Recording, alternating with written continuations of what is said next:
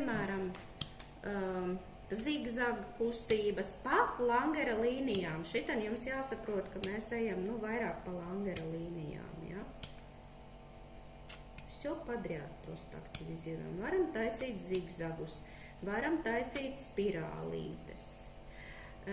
Манам клиентам довольно такая дряблая кожа, извините, Маргарита, поэтому мне легче делать зигзаги, ja, lai viņš nestiepjās.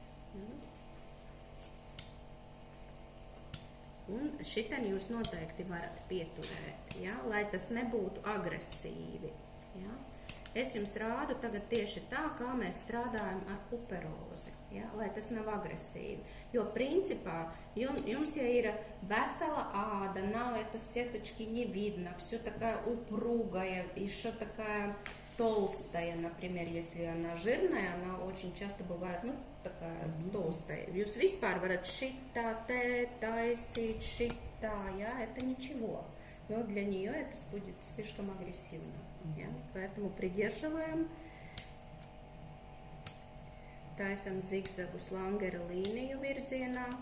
Tas, ko mēs varam darīt, mēs varam izstrādāt krunciņas, arī pieturam šiten nazolabiālo, ja?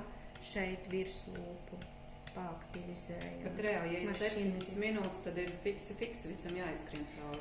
7 minūtes tas bija, nu, tāds no gaisa paķerts. Ja vajag vairāk, var taisīt vairāk, ja.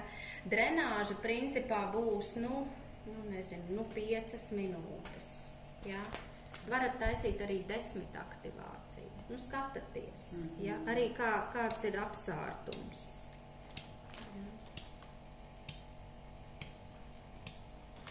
Часто можно делать? Ну, если приходит как на курс, можно раз в неделю делать. Да, чаще даже не надо. Ну, можно и 2 раза в неделю, но я считаю, что 1 раз хватает. Если вот, например,